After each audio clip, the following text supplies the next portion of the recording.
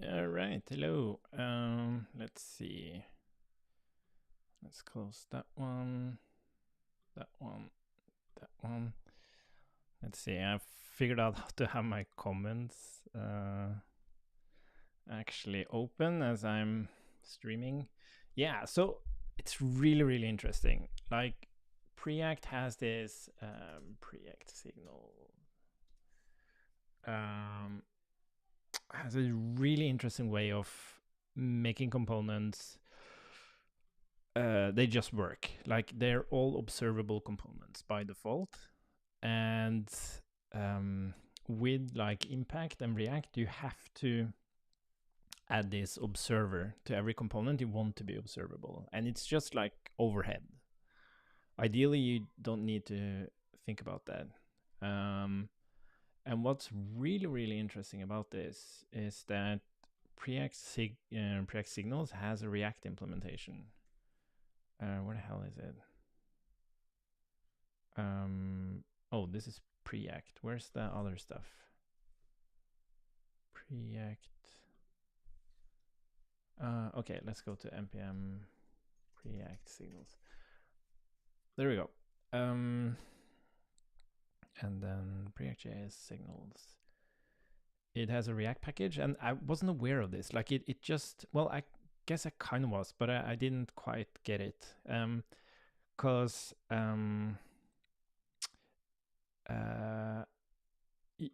it makes React like by default observable, so you don't have to explicitly add observers to your components.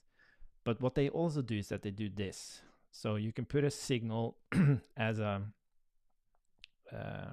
value in here, and then only that thing will update. But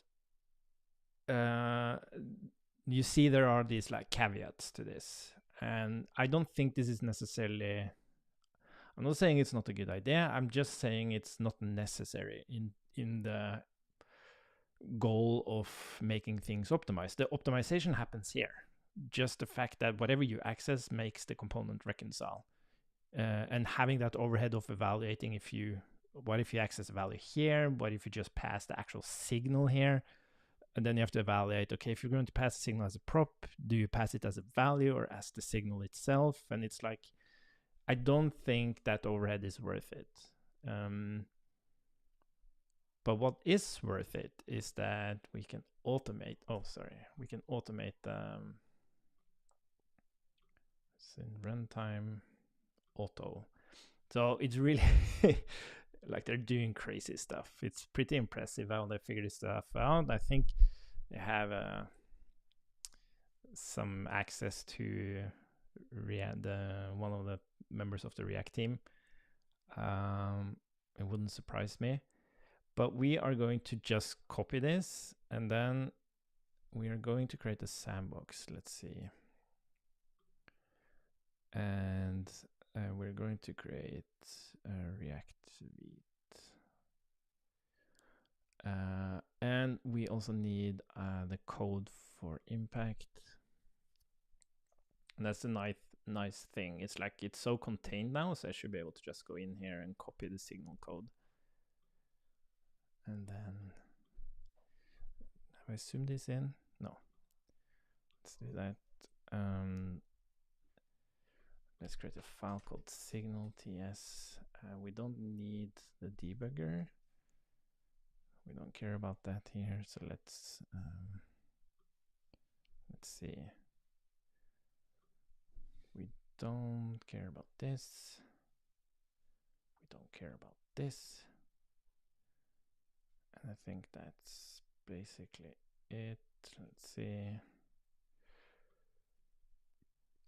Okay, cool. So now we have the signal thing, and now we're going to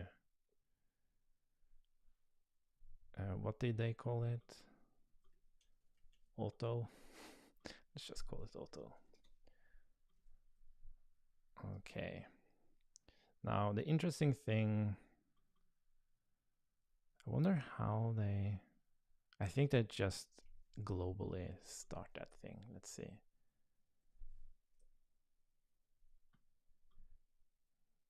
Hello. Index. Install auto signal tracking. Okay, so they export it. So maybe it's part of not the runtime, but here, auto. Yeah, so they globally just run it, which makes sense. So we can do the same. Yeah, I don't care about new micro VM at the moment. Let's take this down. Oh wait, this is, oh sorry, this is impact. Here we are. I'm trying to figure out where to put this comments window. Let's see, I can make it smaller at least. Yeah, I'm gonna put it here. Cool. So the thing is, we don't need this JSX hooks thing. I'll do it.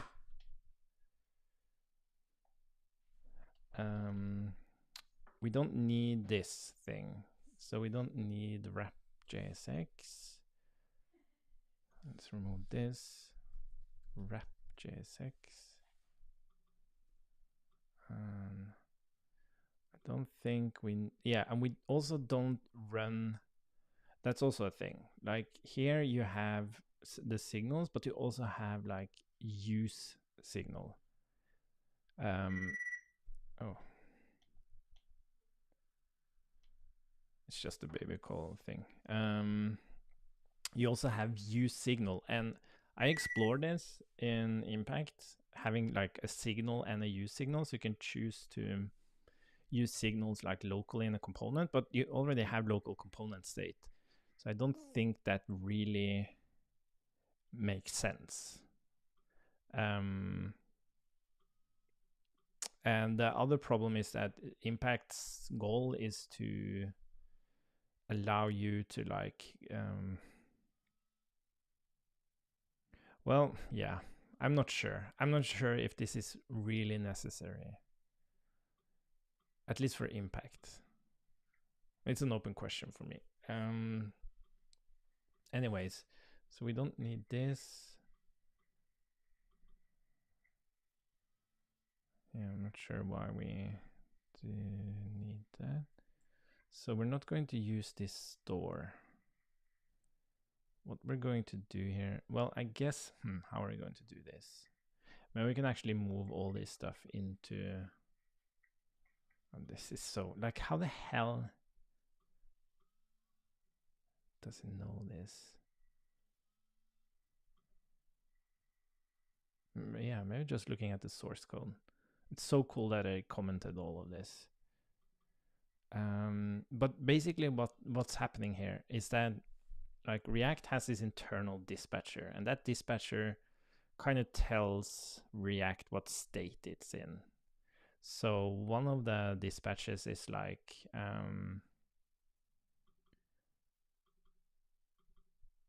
yeah, like it basically tells, so like the hooks are global, like calling a hook is global, but they're scoped to each component. So it's kind of like observability in that sense. Like it's about the render component. It dispatches like, okay, now you can, any hooks that is being called now is being scoped to this component, just like signals would be, signal access would be scoped to that component.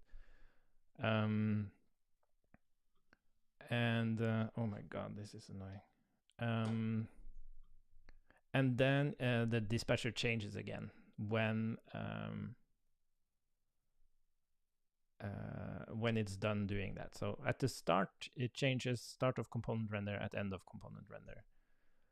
And that's exactly what our current observer does. It's like it's using explicit resource management to do exactly the same. When does the component start? When does it end? But it's interesting, like how incredibly complicated it is, and how hacky it feels.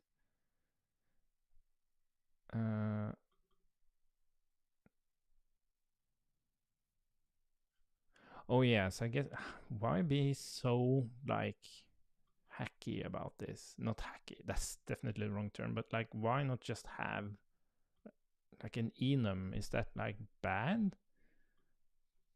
Just so you understand better what the different things are? Why does it have to be? Isn't this like, yeah, I don't even know what this is. Never used this kind of code before.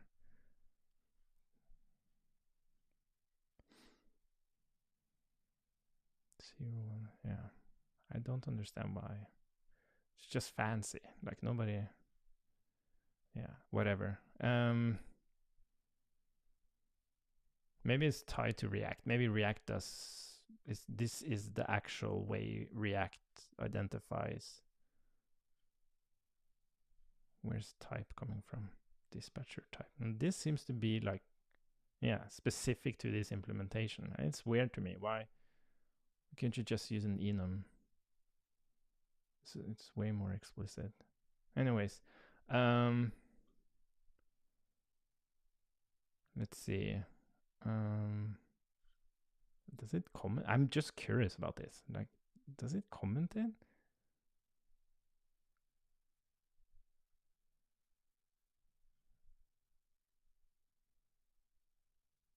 Huh. Anyways, so the point is that we don't care about anything except is entering component render and is exiting component render. The only thing I'm a little bit curious about is it has this store reference.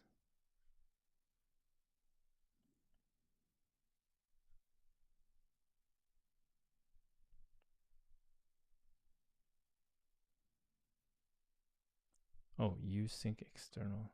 Shimmy.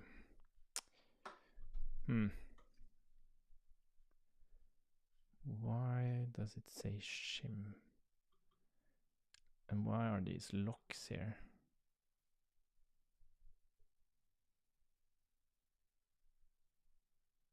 This is very interesting.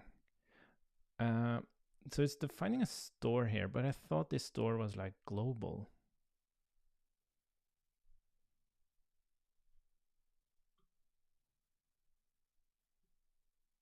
Oh, I guess. Okay, I guess like lock and store could be here as well. Or maybe the store is being used outside of here. Oh yeah, no. But yeah, so I think like you can have the lock and the current dispatcher. Yeah, I was just curious why they were globally defined and not like within the scope of where they're being used. Okay, I'm gonna change that.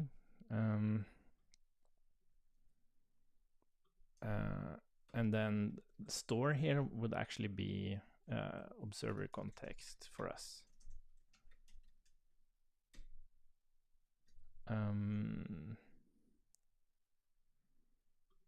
So basically what we want to do here, we want to say, we want to use the code that we previously, well, I guess we can, I wonder if we just can call observer here. Observer, because that creates the context and returns the context. I'm gonna try that. So observer context equals observer. What did it do previously? Use signals? Yeah, observer.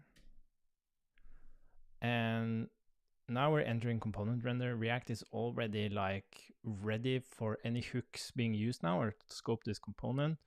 So that means when we use sync external store here, it scoped that component and it should just work. And then here, what we want to do is basically just say symbol dispose, call that. And then observer context equals null. So I guess we can say or null equals null. Oh, possibly null. That's fine. So yeah, I think this is actually it. it really means that we don't. I think a lot of these.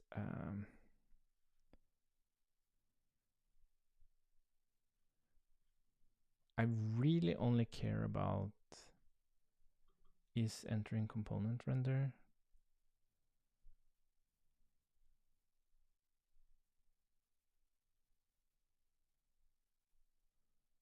Oh, this is so interesting. This is going to be a nice way for me to kind of see what's happening under the hood as well. So, like, it's an amazing piece of code. The development mount dispatcher invokes a function called mount callback, whereas the development, like, how do you know this without working with React? Re-render invokes a function called update call. Use the difference to determine if we're in a mount or update like dispatcher in development. The production mount dispatcher defines an array of the form callback.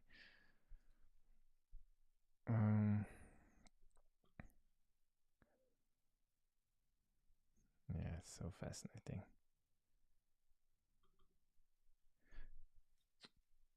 Yeah, the update and re-render dispatchers have different implementations for use reduce. It will check its implementation to determine if this is the re-render. Like they're checking the implementation by stringifying use reducer. that's insane. The development re-render invokes a function called like this is going to break. Okay, but we're going to see if we can make this work first, and then we're going to go through it again and see if we can reduce the complexity of this, because I think some of this implementation was related to the JSX stuff that we don't care about. It's crazy. Okay, so let's go in here and we're going to run this install auto signal tracking like that. Let's bring up the app. At least it runs, and then we are going to see if we can create a count signal here from our signals, and then we're going to say count.value, and then so the thing is, like, this should just work now. That's the magic here. It does.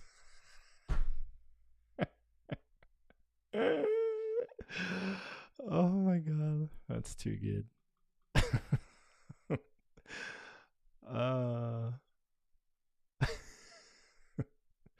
That's amazing. Okay. I thought this would be a bit of a battle, but it wasn't. That's nice. Okay, so this basically makes these components like, yeah, it will just work. But what I want to do now is to see if I can make this, because I have a hard time with all these hacks. Like, some of it I consider not hacks, some of it I do consider hacks. And I wonder if we can see if we can make this more reliable. For us, like, the thing is, we still have the observer, right? So worst case scenario is that we have this automatic thing, it starts breaking, and then we would just have to go through the components and use the explicit observer. That's like the worst case scenario. But the thing is, like, the dispatcher in React is a core thing, and I don't think yeah, I do not think that it's an issue. The thing is, like, is this only in development? I guess it's also in production. Like, if they suddenly wouldn't expose React internals, that will be a huge problem. I wonder how many people actually use this package. Yeah, it's quite a few people, so they kind of rely on it. Plugs into and may break in the future if you're using a WinRack again. Such a...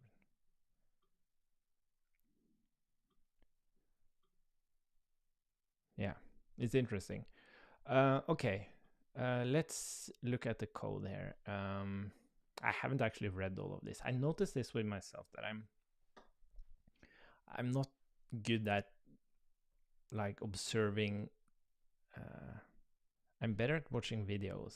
I take in information better with videos. With text, I'm not that good.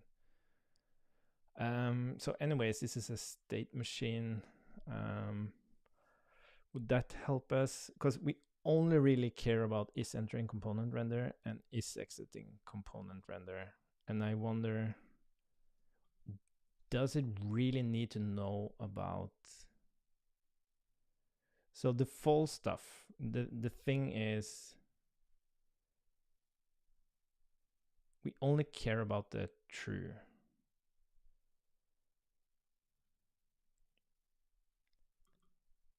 Why does it say else if next dispatcher type?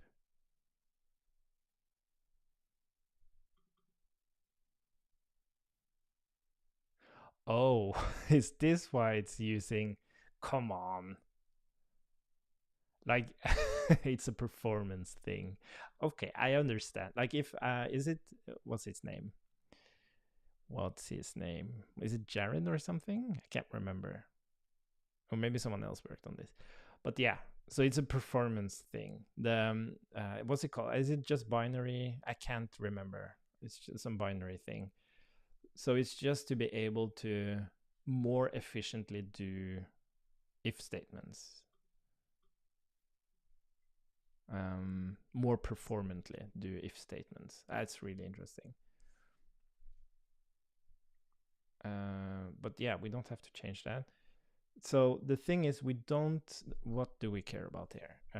Can I? Where can I write this down? Okay, I'll just write it down here. So we only care about. We care about context only dispatcher type. We care about browser client dispatcher type.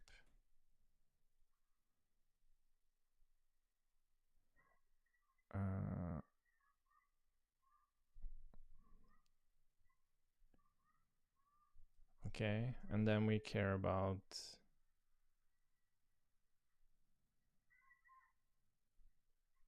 the re-render dispatcher type.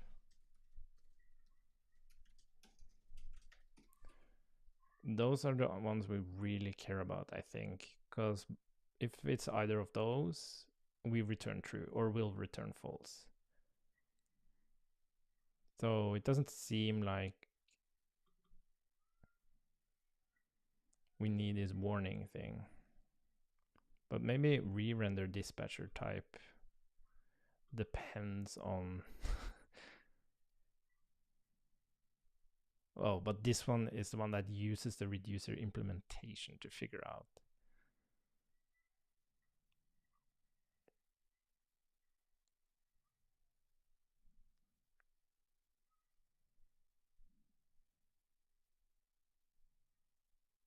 Treat null the same as the context only dispatcher. This is so interesting. I want to log this and kind of look at this. Cached dispatcher type cache.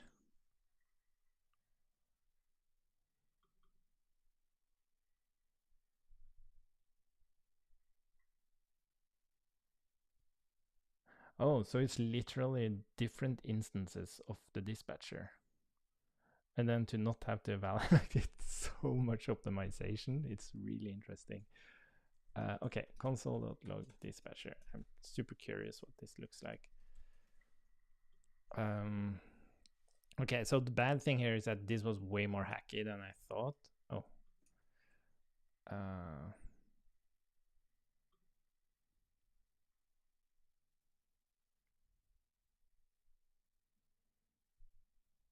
So it goes through here and then it looks at the, this is really interesting. It looks at the implementation.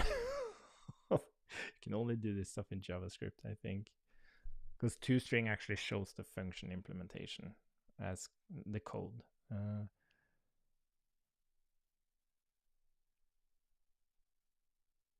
Okay, like it's making these incredibly weird, like not weird in the sense of implementation, but weird in the sense of how does it know what's happening? I was hoping there was a better way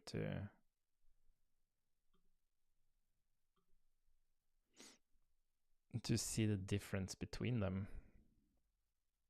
So for example, here we see that we have used deferred value. So maybe there's a simpler way to do this. Like, could we check if there is a use deferred value there?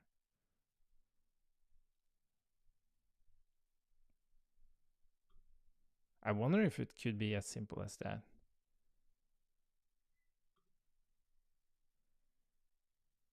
Because I would imagine this is maybe the context thing.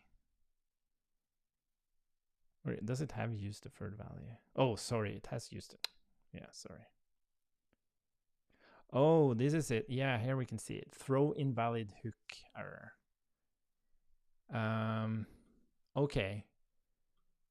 Okay. So this dispatcher is kind of like the proxy for the global hook functions, I would assume. So when you call, yeah, exactly. So when you call useState in a component, it will check what is the active dispatcher, and it will just call useState on that dispatcher, which then throws an error.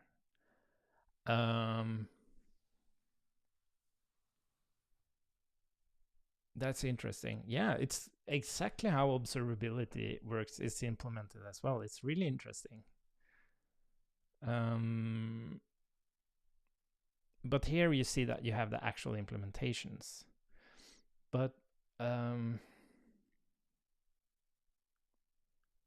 yeah, that's why it's checking for invalid.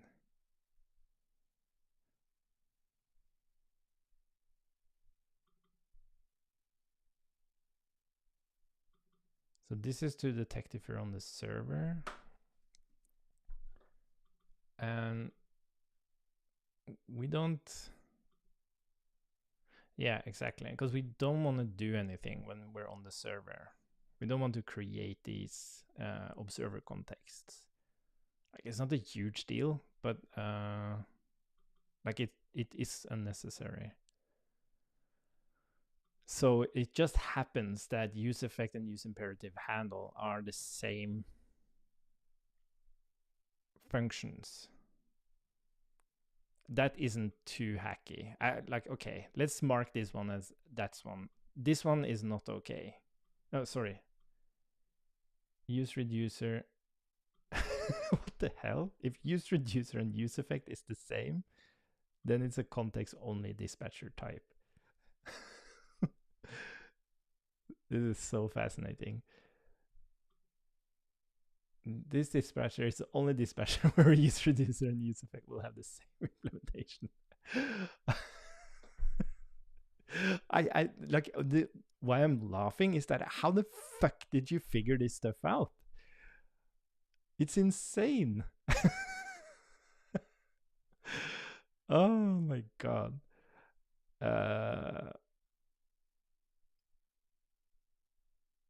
And I wonder if there's a different way to identify this. Like, so what you could also do is like, since it's the same dispatcher,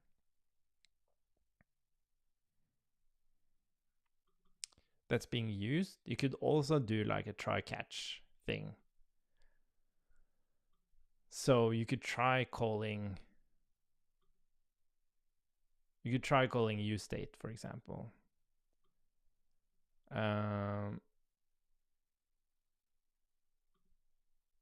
And if it throws, it means that it's an invalid dispatcher.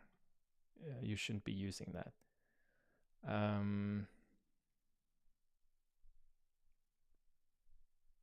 But it's interesting. Like, we also need to know when we're exiting the component render.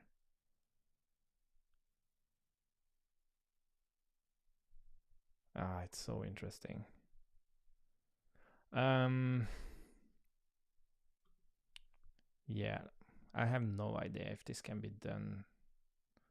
It's very likely that it has to be done this way.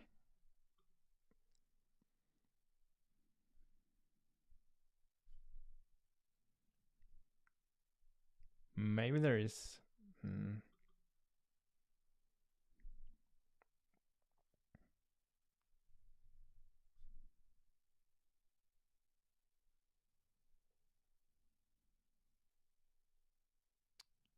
Read context. What does that do? Hmm.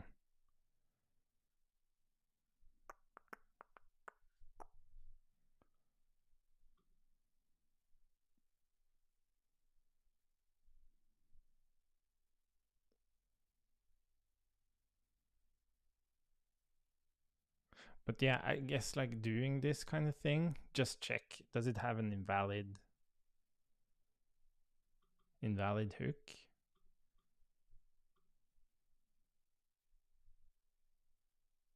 Oh, they will also pass some of the checks below. Interesting. Yeah, warning dispatcher type. Yeah, okay. It's the error dispatcher type, kind of.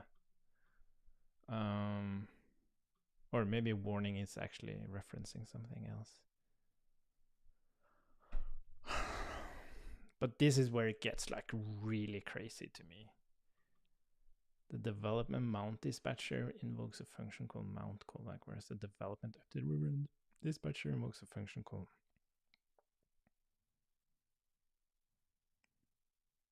If we're in a mount or update like dispatcher.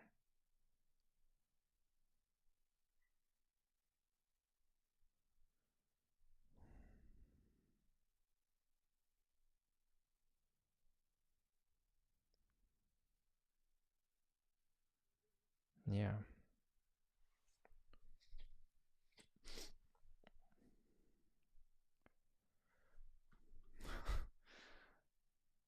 Yeah. Okay. So yeah, I'm not sure about this. It's really, really cool that it works, that it's even possible to do this. But it feels really icky to to actually check the code. Like that can easily break. Yeah, it just goes against every principle in my developer mind. Hmm. But it makes me think if there is somewhere. Okay, so here we're kind of locking ourselves in on you need like the dispatcher to figure out what's happening.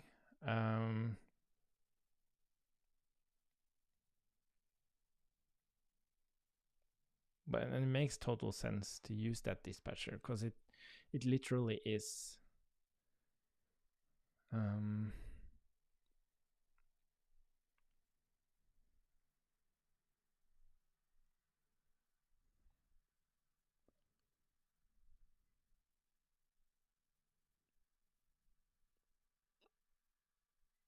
But to me, it's like, why even? Okay.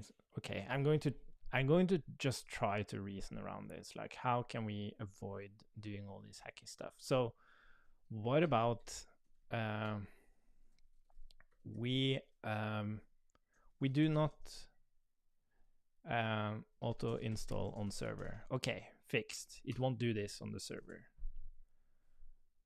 So we don't care about identifying a server dispatcher. We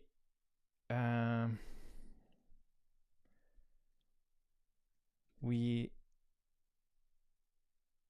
identify valid dispatcher by try catch. So what if we did something like, so for example, not use context.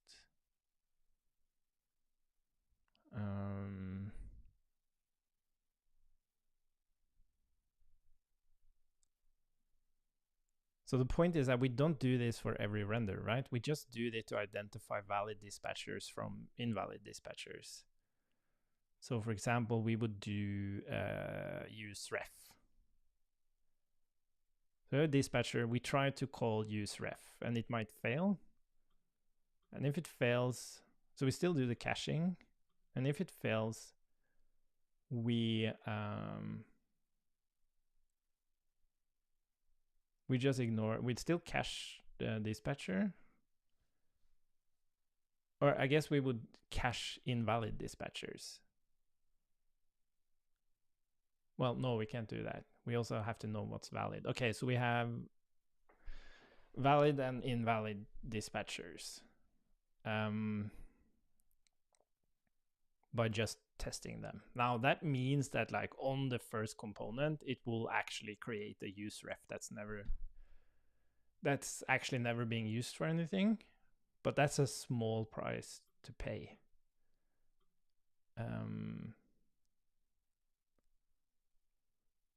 But then it's more like these other things, and to me it seems like, so what kind of other dispatchers do we have? So re-render, update, mount. I don't think we care about that. Really, is entering component render.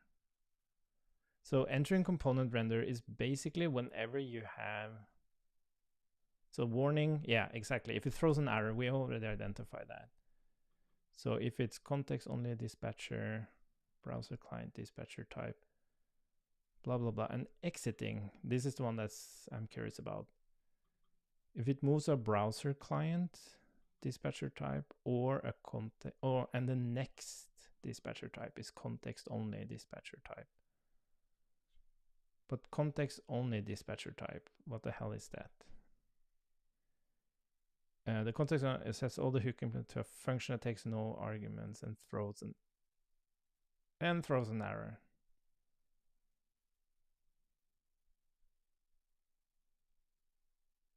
Yeah. I think like the only thing we really care about is, does the dispatcher work or doesn't it?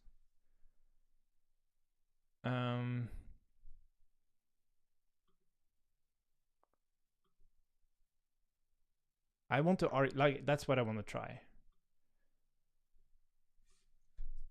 We just try catch. And even here, like we don't even have to try catch. We could just check. We could still do like the string thing to see if it implements throw invalid hook error. Like we could even check the name. Is it called throw invalid? Yeah. I want to try that.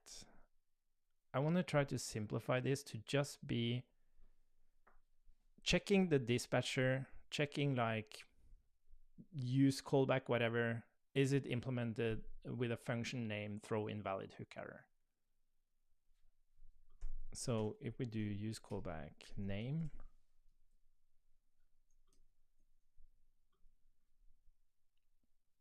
yeah, throw invalid hook error. And that's the only thing we check. So to determine if we are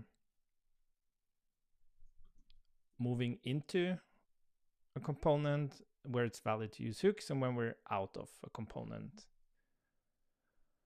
The only thing I don't quite understand is, does React really for every component change the dispatcher from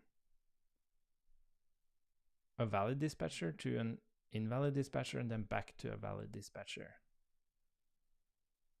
I guess it kind of, yeah, that's what I'm mostly curious about.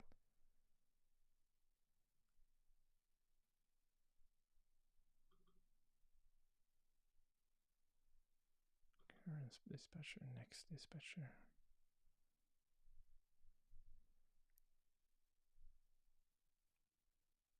Usync external store shim. Do we? Yeah, I don't think we need all this. Okay, I don't think we have time to implement this because I have to wake up the little one. But let's see. Let's see what we can do here. So do we even need?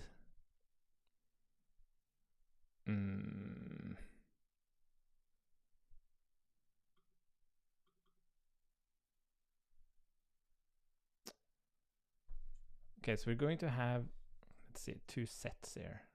Okay, let's just change out the implementation. Valid dispatchers. What was the React dispatcher? A new set of invalid dispatchers.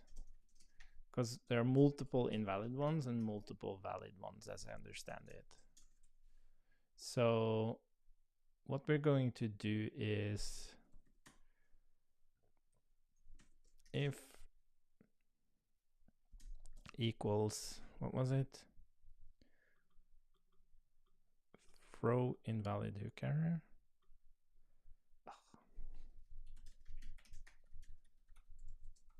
Then we're going to, well, first of all, we're going to get the cached one.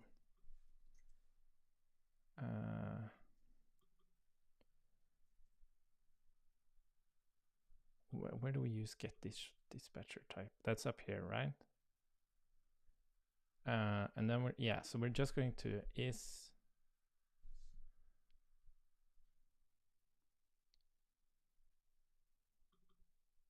we're just going to ask is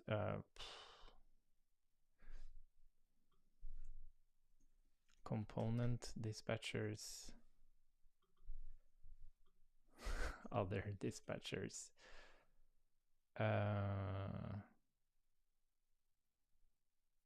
you know, like, why don't just check this? Okay, we're going to make this super simple.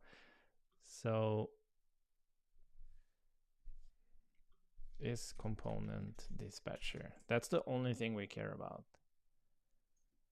And if it's no dispatcher, return false. Why you're complaining? Oh, boolean, and then return. That's all we're gonna do. Boop, boop, boop, boop. We're not gonna have these. Is component dispatcher. And then here we're just going to ask is component dispatcher. I hate this. Current dispatcher.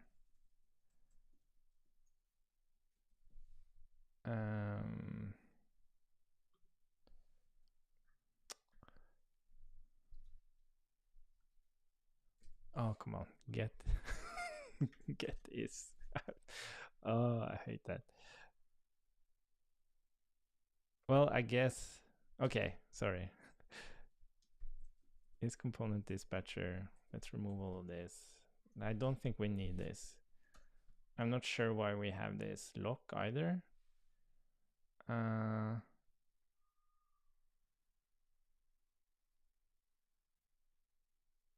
Because it synchronously renders the component. So yeah, I'm not sure.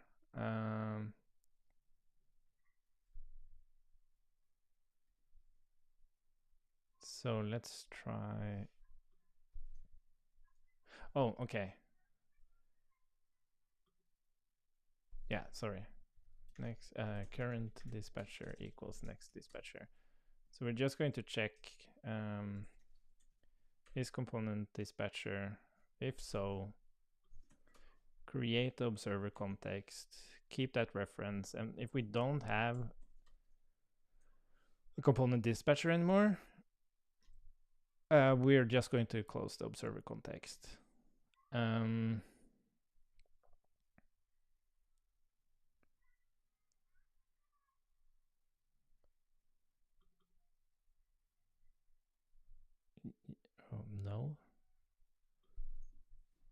Okay.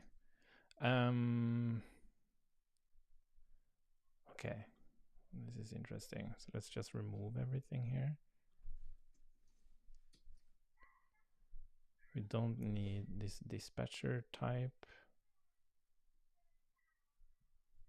Let's remove these.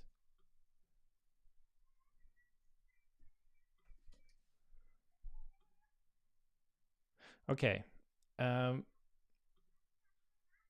So all we're doing now, we're just seeing when React flips between valid dispatchers. And like to me, that makes sense because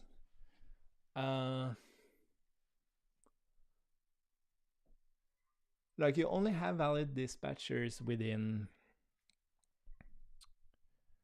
Yeah, so what we can, if type of window equals undefined, return. We don't do it on the server. Yeah, it looks like something went wrong though. No. Yeah, it's still working.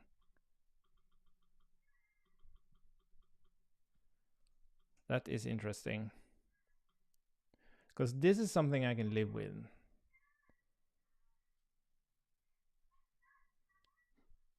Yeah, I do wonder, like the complexity of Preact is related to that GSX thing.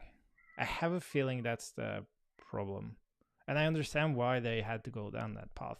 One, because whoever wrote this loves writing this kind of stuff and be challenged.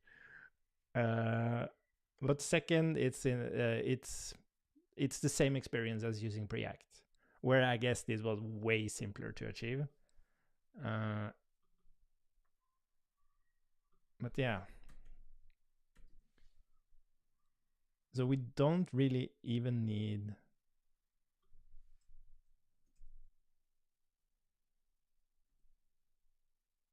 Yeah, so we don't even need this one. We can just.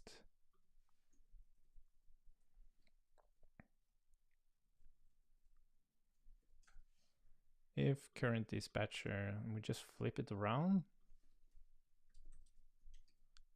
If we throw in valid hook, we dispose of the current observer context. Yeah, this is really interesting.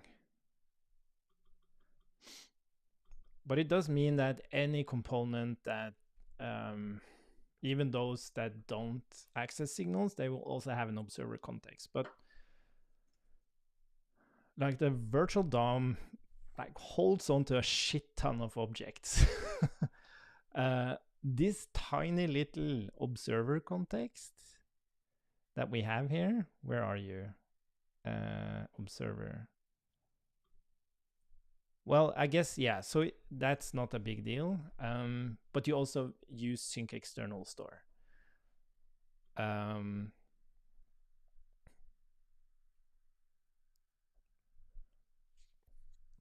So every single component has a use sync external store. I wonder if that's what they meant about shim. It's like they use a different mechanism to update React.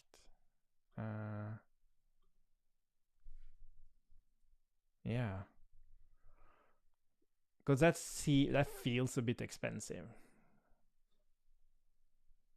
It's not necessarily expensive, but it kind of feels a little bit expensive. Shim, is there any reference of a shim here? The using shim will use some of these hooks.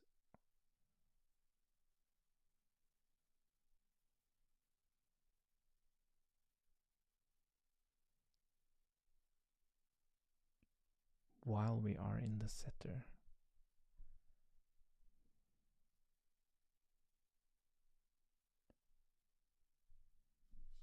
When the components function invokes use reducer, use state, or use memo, this change in dispatcher should not signal that we are entering or exiting a oh, okay. So the dispatcher actually changes based on what hooks you're calling within the component body. As I said, I should have read this. So that means that during the component render, it will actually change the dispatcher. Okay, so what we can do here, we have the app. Let's console.log rendering, and then we can like do some testing here. Yeah, so this is just strict mode. I'm not sure. Yeah, these are different console statements. And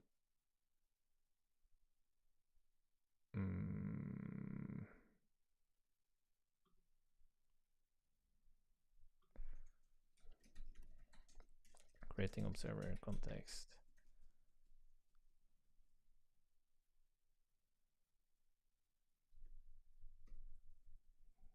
Disposing observer context.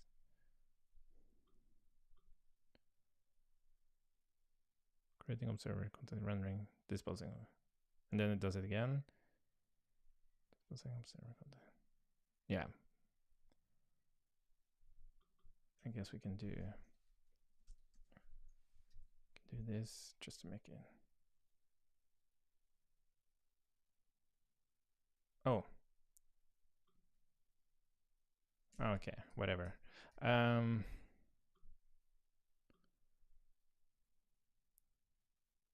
Yeah, it just does the display. That's fine. But now it's disposing, creating observer context, rendering, disposing. It does it twice. I wonder why it does it twice. Is it because it's calling?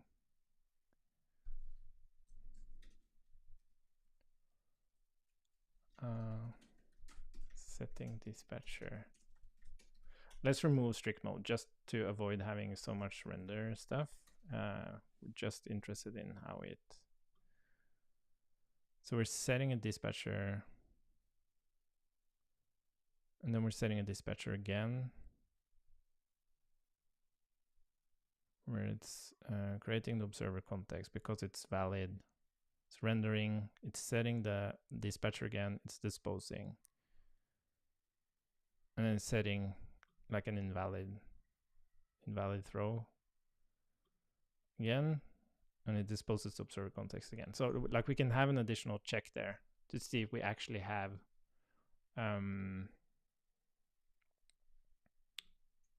we should really have the opposite here like that, and then we would do this else if observer context. This cleans it up a little bit, I think. So it's setting the dispatcher, and here it does it with a valid one. So it creates the observer context, it renders, it changes, and disposes the observer context. Like it doesn't dispose the observer context. It's just because I'm using explicit resource control management that I call it disposed. Cool, so that's kind of like working as expected. But then when I update, okay, so it does work. It's just strict mode. That's fine. We don't care about that. What we do care about though is what happens when I start using other hooks here. It seems like use state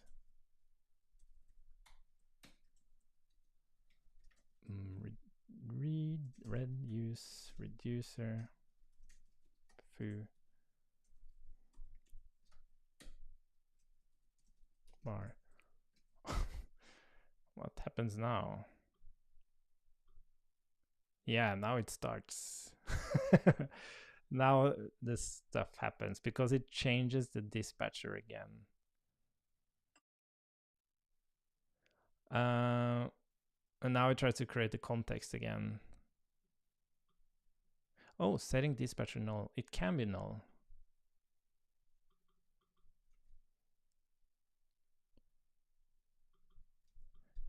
If no current dispatcher, return.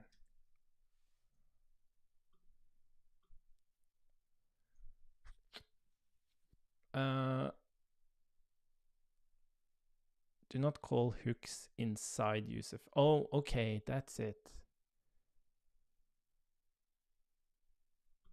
Maybe that's what it meant by warning. Ah, okay, I see now. Is there, can I see the toString of this? Okay, so the thing is, like, you shouldn't use hooks within hooks. So there's a specific dispatcher for that. So when you fire up like a use reducer or whatever, it just makes sure that you don't use hooks within hooks. So use state could be like this, and then I could do use state again. So it needs to validate that.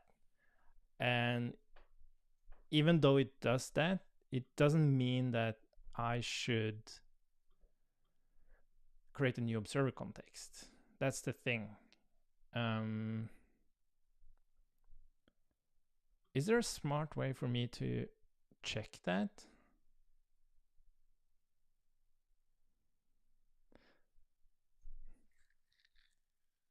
I do wonder if we could rather have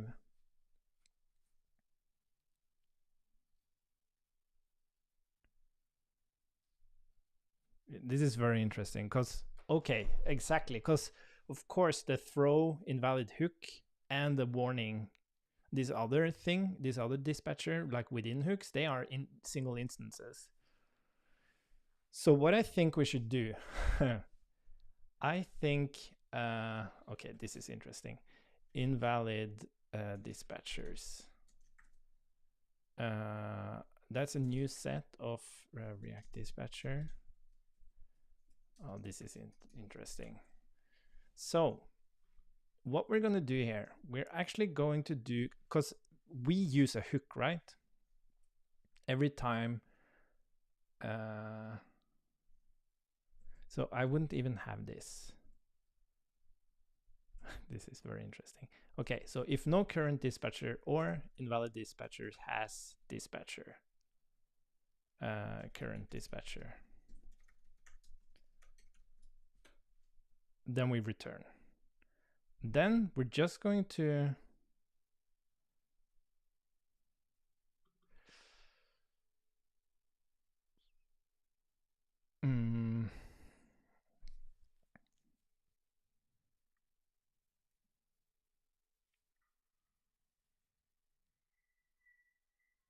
yeah.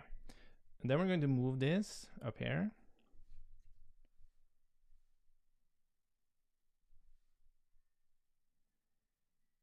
And then we're just going to try to do this. Try.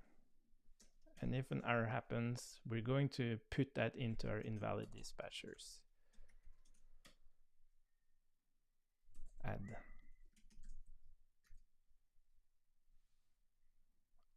Would this work?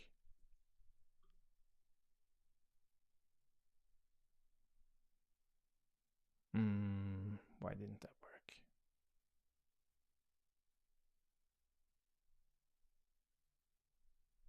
Oh, this is yeah.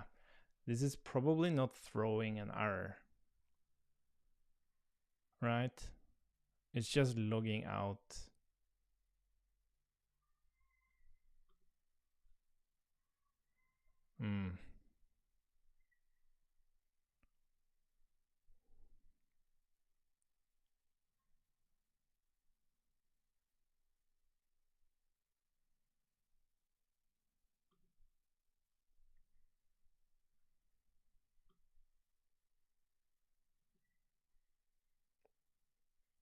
That is interesting. I thought it would kind of just throw immediately. But I guess for some reason it doesn't do that.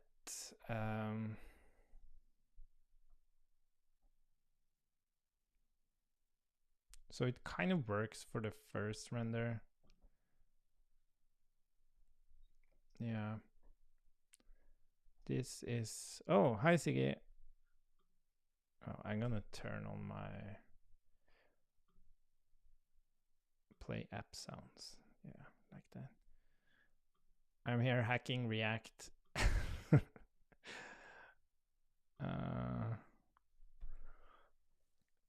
Yeah, I'm also going to, I forgot on eCam. I'm also going to change So when I do stream,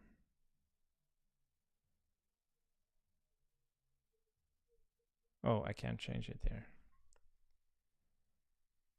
Oh, I thought screen sharing. Oh, add margin.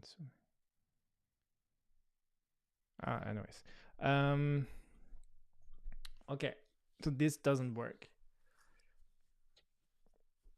I was hoping this would actually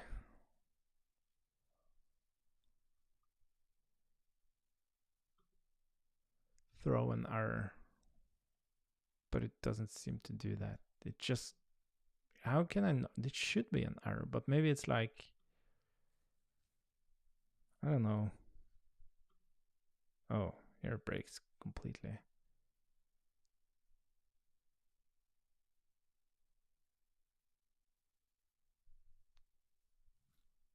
Why does that break?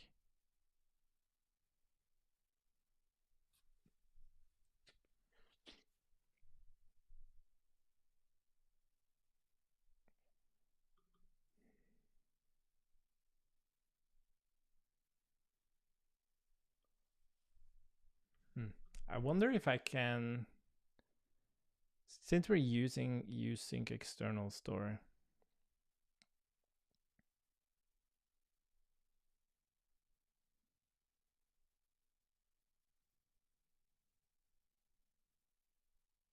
You know what I think it might? No, it can't be that. It needs to be when I call the thing. Yeah, like, so when you use sync external store, it calls the callbacks.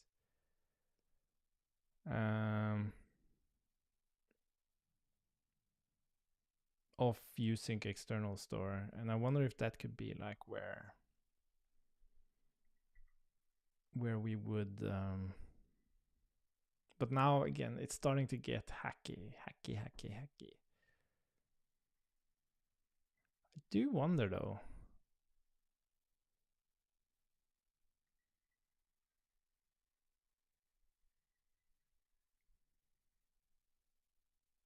Oh yeah, change in order of hooks. Yeah, it seems like you have to identify in the dispatcher what kind of dispatcher it is. Is it because it's easy to detect like the error dispatcher, but the warning dispatcher, that one's more tricky.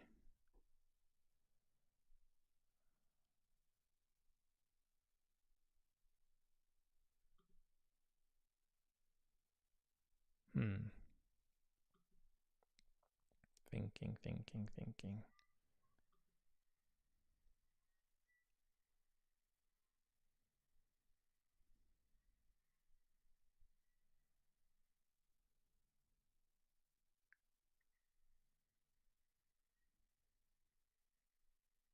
Yeah, and I guess it's just the fact that I'm calling use. That's the thing, right? I'm actually calling use.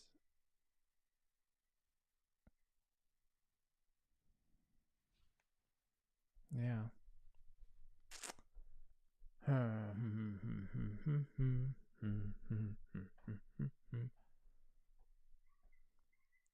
I wish React exposed the different dispatchers.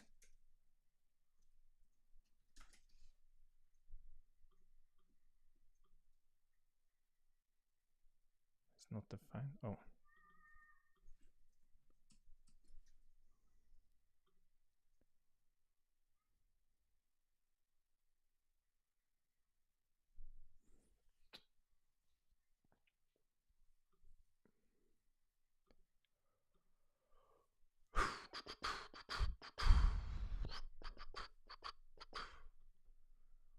This was very interesting.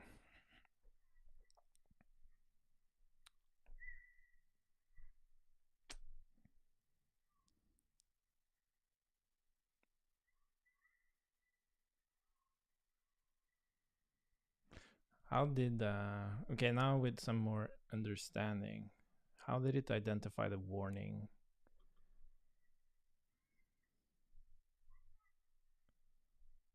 Where's the warning? yeah. Okay, so it actually checks.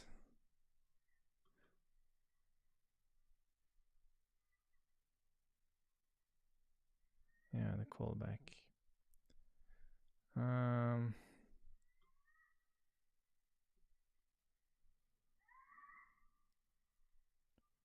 Okay, so my little like try catch thing definitely didn't pan out. We have to know immediately. So that means, okay.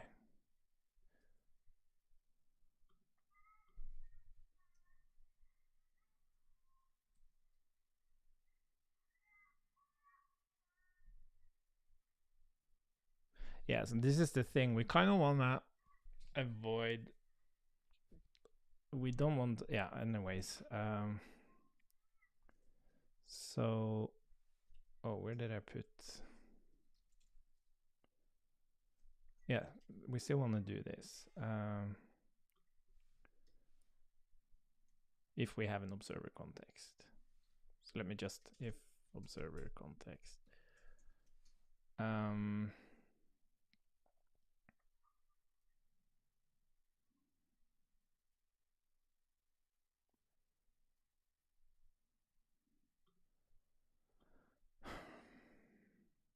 Like typically we have an observer context, so well, maybe not.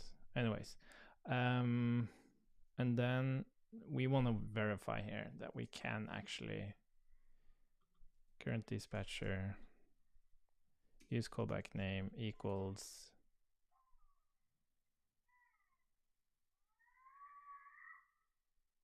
what was it?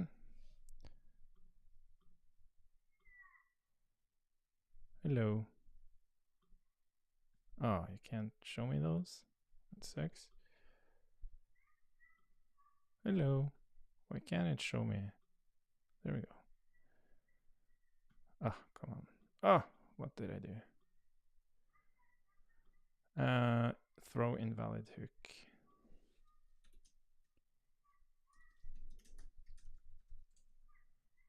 Or, well, I guess I can just test, just like it did. So you would do,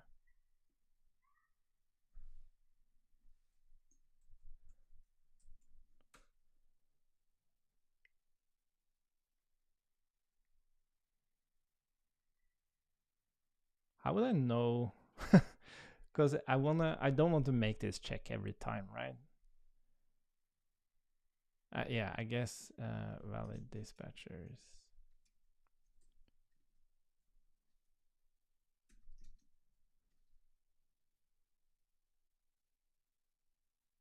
Yeah, it doesn't matter. I'm just testing this. Optimization is for later. So you would do invalid test to string.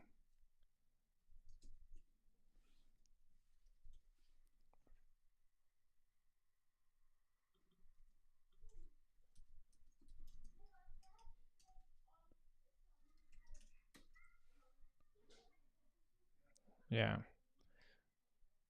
But this should work, right? Because now we know which of one of them is invalid and which are not.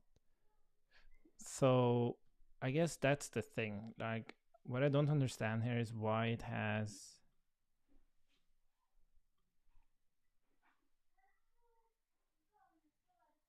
all these different checks.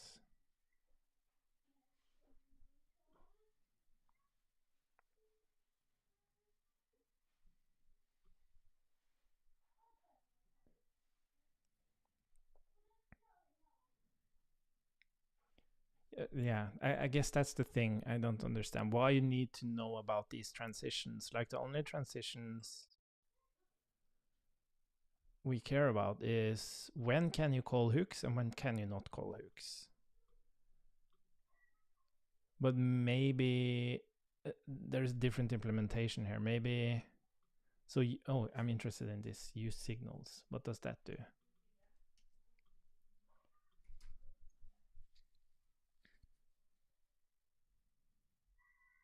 it uses a ref.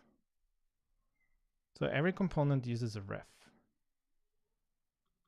And use sync external store. Yeah, so they have the same. Like every single component has a, including, it also has a ref and a create effects.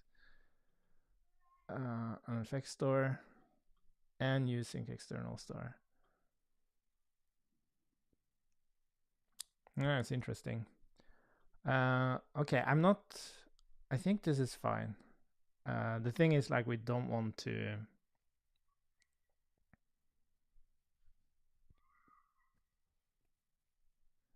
I guess you don't. You kind of want to. Well, it did use a map. Yeah, I would just say const valid dispatchers. New set. And it only has one, right? So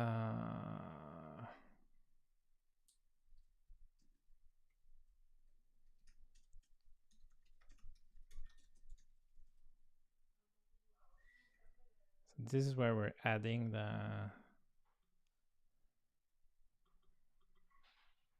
invalid ones, and then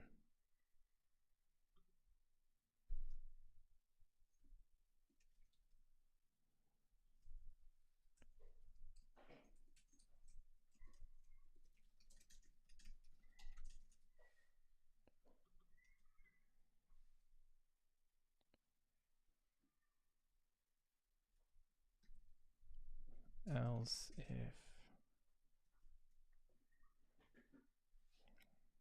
as valid.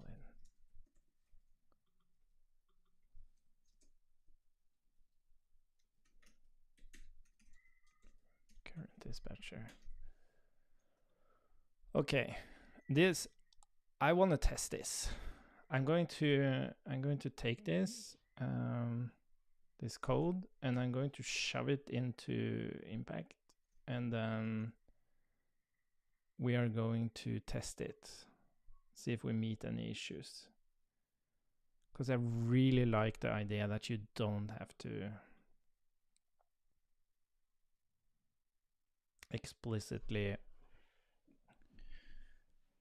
what's it called? Explicitly observe in components, that we just do it for you. And we could even, like, we can make that optional, right? So if you have a very complex component, or a complex app,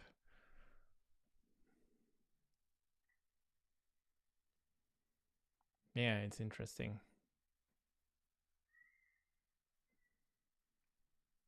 But it really is kind of how React would do it. It would need an observer context for every component. So, and it's just like, it's just an object and a subscription.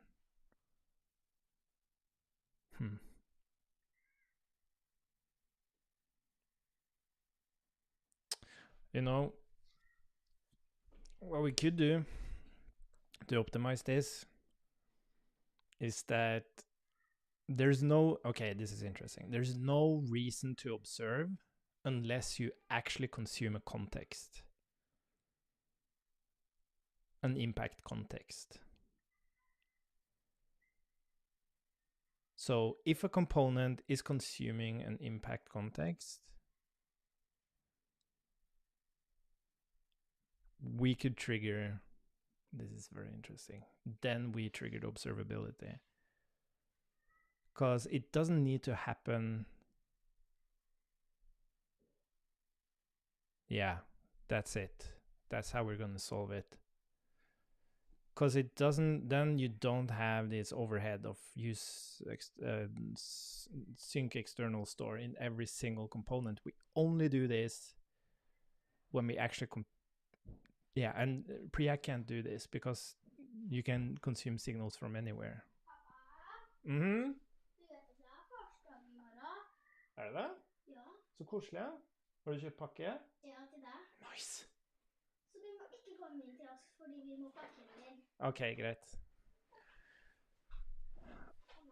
Okay, that's very interesting. That's super, super interesting. The problem though is that I just split up impact context and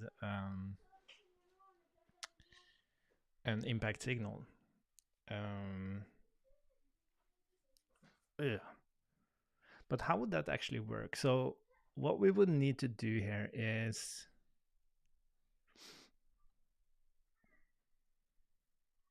oh wait a minute, maybe we don't.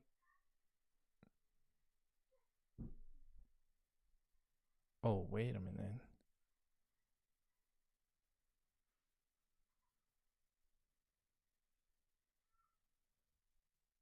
Oh shit. We don't have to hack this at all.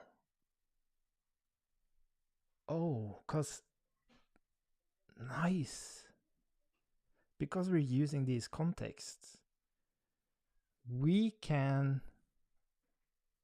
Oh shit, we can actually expose. Oh, this is great. We don't have to do any of this and we can make it work. So, what we do is when we use a context from impact, we we expose a subscription from impact context so that impact signal package can listen to when we are consuming contexts. And when we consume a context, we know if that's happening like from within a context. Is a context consuming a context, or is it a component that consumes a context? We know a component is consuming a context. And since this needs to happen synchronously, you can consume multiple contexts and we still only register one. Oh, wait. No, I think it's fine. Yeah, it's fine. So before we actually run use context, we check if the current synchronous like execution already has run the observer. Oh, but when do we stop the observing? That's the problem. Um,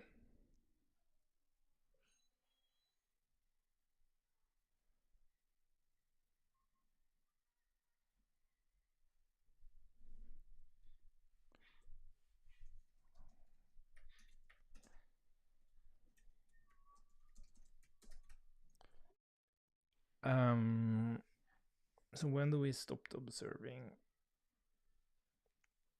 Which means we need to use. This won't work. God damn it.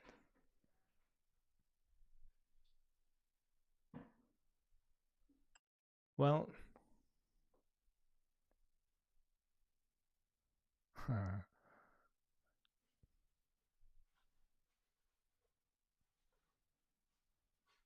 okay, it can work. Like, I don't think it will work without this, but we can at least fix so that we don't create observers for every single component. We only create it when we actually consume an impact context, which is a huge benefit.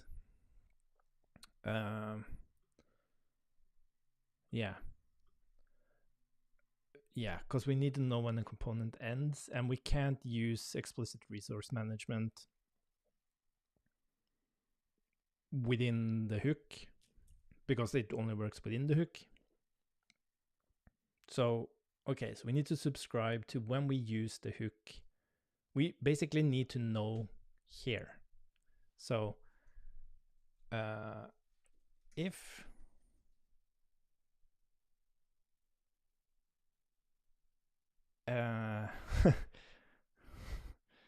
has active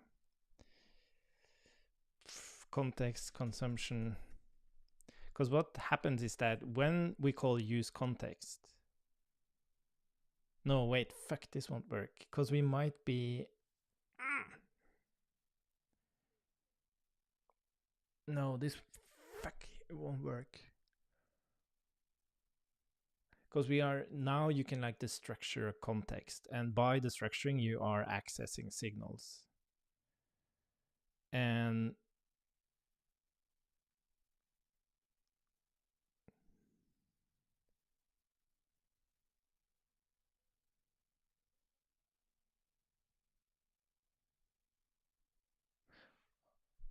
Where or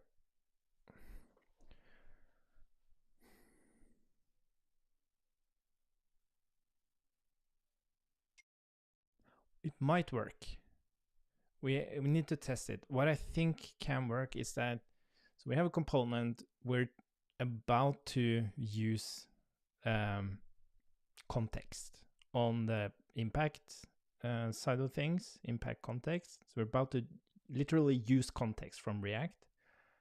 And doing so, it's going to try to set the dispatcher for that hook. And we have already said, oh, we're about to consume this thing now. So that means when it tries to set the next dispatcher, we should be able to call this observer.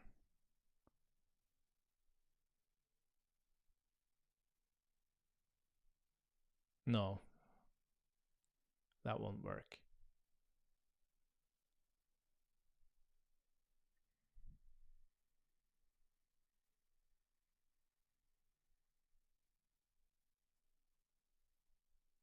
Well, couldn't we just do it in impact?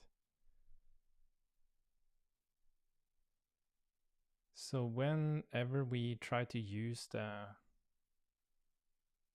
yeah, why can't we just do that? Like we're trying to use the context.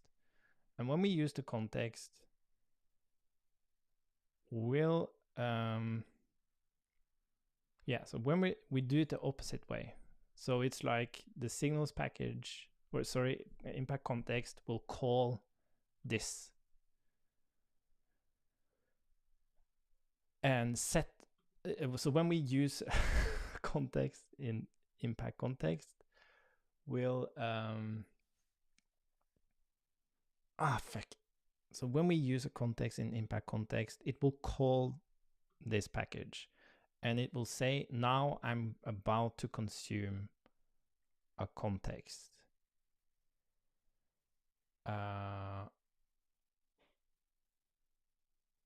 So it will run. Yeah. So basically, when we create an observer, this is the thing. So when we create an observer context,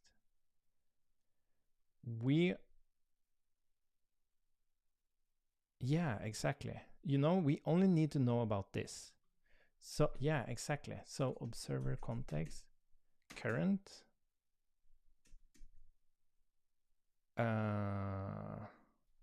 Shouldn't this have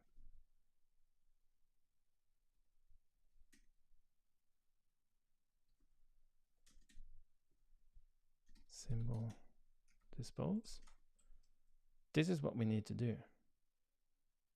We don't even need to keep a reference to it.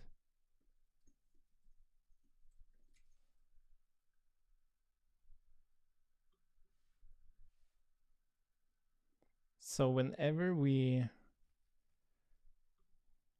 so in the impact context package, whenever we're using a context, we'll fire god damn it, why are those two? Maybe I have to merge the packages again. Anyways, we'll check if we need to create an observer. Like that's based on, are we in a component? It already knows that. But it should also check if it already, like, has it flagged that it already created an observer. And what we're going to do is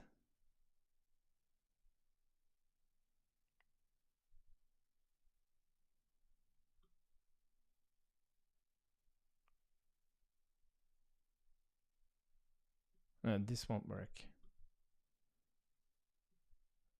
Okay, we need to test it. Oh my god, I want to do this more. We have to check. We have to identify when are we exiting the component. That's the thing we need to detect here. So we're not going to observe here. We're just going to detect when are we out of the component render. Maybe that is when the dispatcher is being set to null. I don't know.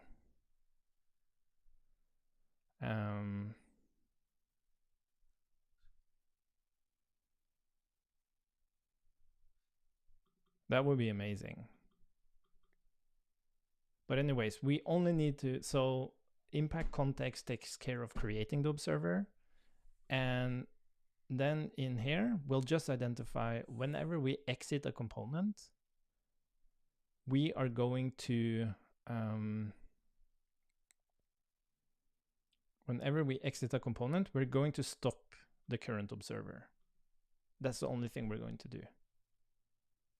And then that will just work. Then we only create observers when we actually start observing something or consume a context, and then we'll stop. Yeah. And that doesn't seem like such a hack.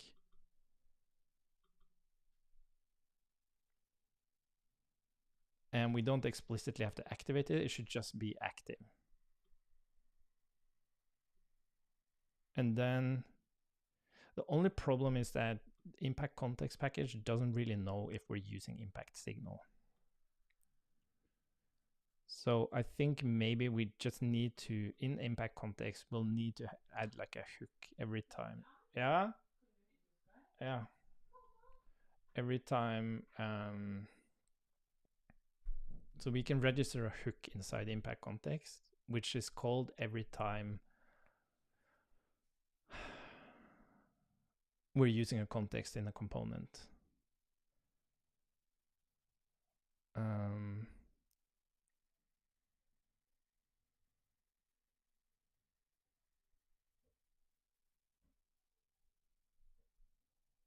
And then we also need to, yeah, that's it. Okay, that's the plan. I have to go. I have to, he's been sleeping too long now. Oh, hope this doesn't hurt. This might hurt our evening, getting him to bed, but hopefully it was worth it. And I don't have time to stream tomorrow. I really want to work on this. God damn it. That's the problem. Like, still 40, super enthusiastic about coding, get super excited, and then have kids that's blocking you. God damn it. But I might work on this. When? Okay, I'll figure it out. But yeah, thanks for following along. I'm excited about this. We're going to make this work. I feel really confident about that. So with impact, you don't have to explicitly observe in components. You just use the reactive contexts, which will create the observation for you, and then we'll use this what's it called, like going into the React current dispatcher to figure out when do we stop observing. That's what we're going to do. And then only components that's actually consuming a React impact context will also observe. Nice. Cool. Bye for now.